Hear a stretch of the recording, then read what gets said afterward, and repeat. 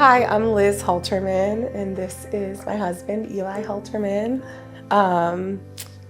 We're here today to talk about an unplanned pregnancy that we experienced when we were sophomores in college. We dated throughout high school and both went away to college at two different places. I went to Tennessee and Eli stayed here in Pennsylvania, and we had dated off and on. And then when we were sophomores in college, I found out that I was pregnant.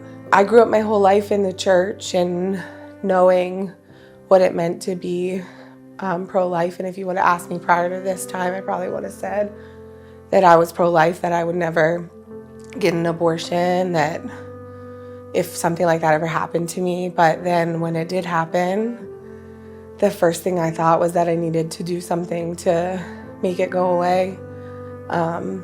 I was afraid of selfishly losing my own life. We didn't have a great relationship back then.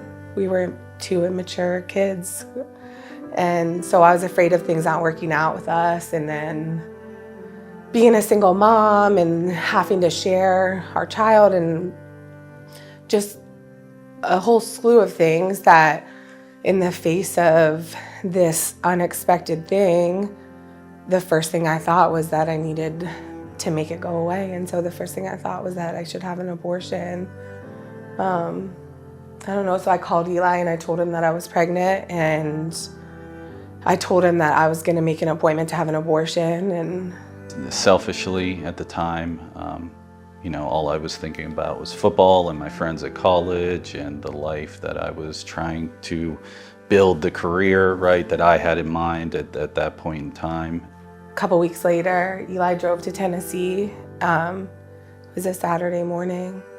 Once I got down there, Liz and I drove to the abortion clinic, and seeing the individuals outside praying not only stirred things in her heart, certainly stirred things in my heart. A lot of questions going through your head. Are we making the right decision?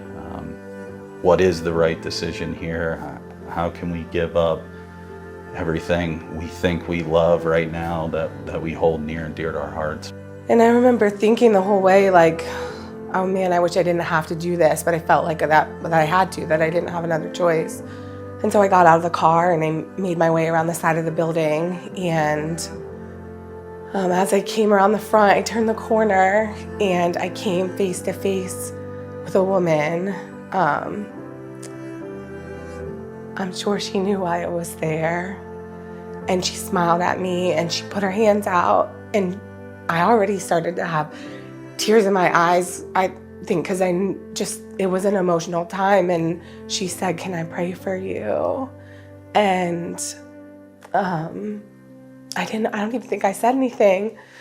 I just lost it. I fell to my knees on the ground and I started to cry, and she put her arm on my shoulder. I don't even really remember what she said because I was so emotional. And she prayed for me for a couple minutes. And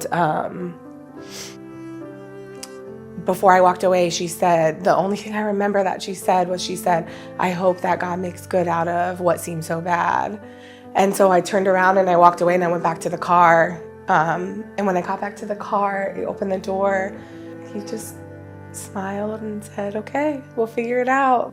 It wasn't like walking away that day made all my worry go away. I was still worried and I was still scared, and I still had to come home and tell my parents. So things changed, but gosh, her life has been so good ever since then. And it's still been hard, but like, our son's 18. That baby's gonna graduate from high school this year. He's gonna go to college. He's the big brother to two sisters and a little brother. He's the start of our family. And I think, like, all that we could have stood to lose that day. John 10:10 talks about abundant life, right? And I certainly was not living an abundant life at the time. The moment I found out I was going to be a dad, that was the moment I really started to get serious about my faith and start did realize what abundant life was and what an abundant life I could create with Elizabeth through our family, and started to really get serious with utilizing, resources whenever we moved home. We got married and got a little apartment here in Howard, started really relying on men and women at Howard Christian Church to mentor and disciple us in our growth as parents and Christians.